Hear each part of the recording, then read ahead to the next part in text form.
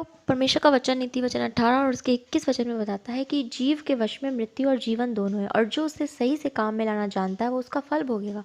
Hallelujah.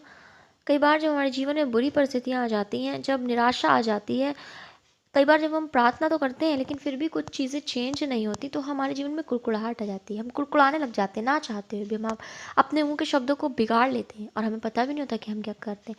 कई बार हमारे मुंह के शब्द, हमारी वो कुड़कुड़ाहट ही हमारी निराशा का कारण बन जाती है। हमारी परिस्थितियाँ चेंज नहीं हो सकती जब तक हम उस कुड़कुड़ाहट को, उन बुरे शब्दों को अपने जीवन से दूर नहीं करेंगे।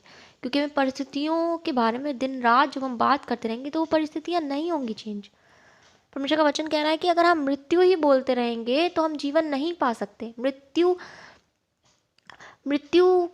के बारे में बात करके हम जीवन की आशा नहीं कर सकते, क्योंकि अगर हम गलत बोलेंगे तो उसका भी फल हमें भोगना है, और अगर हम अच्छा बोलेंगे तो उसका भी। परमेश्वर का वचन कहता है कि परमेश्वर मुंह के फल के सृजनहार है। हमें बहुत ध्यान देना है कि हम क्या बोलते हैं, क्या बोल रहे हैं। आज हमें पता है कि हाँ, हमारा पति जो नशे में है और उसकी गंदी संगतियाँ चेंज नहीं हो रही हैं।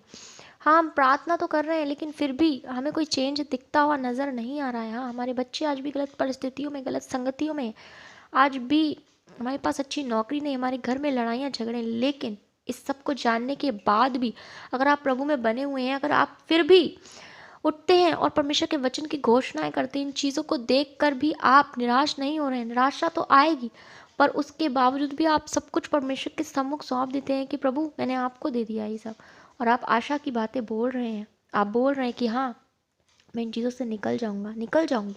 तो सच में आप उन चीज़ों से निकल जाएंगे, आप उन चीज़ों पे जीवन पाएंगे, विजय पाएंगे।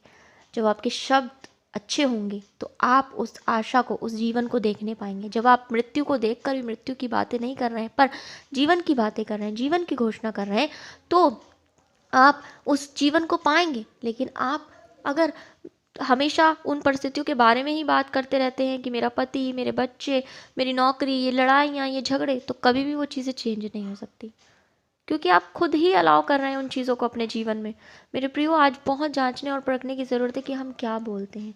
क्योंकि चाहे हम अच्छा बोलें, चाहे हम बुरा बोलें, चाहे हम मृत्यु बोलें या चाहे हम जीवन की बातें बोलें, तो उसका फल हम ज़रूर भोगेंगे, क्योंकि परमेश्वर का वचन बता रहा है। इसलिए आज ज़रूरी है कि आपके जीवन में मैटर नहीं करता कौन सी परिस्थिति है जो आपको खाए जा रही, कौन सी चीज़ें हैं जो आपको निराशा में लाती है। ज़रूरत है ये कि आप उन बातों में भी, उन बातों को अनदेखा करें और परमेश्वर के वचन की घोषणा करें। जिस तरह जब परमेश्वर गए लाजर के पास, तो वो मर चुका था, लेकिन प्रभु ने कहा कि हे लाजर बाहर आ, और वो बाहर आ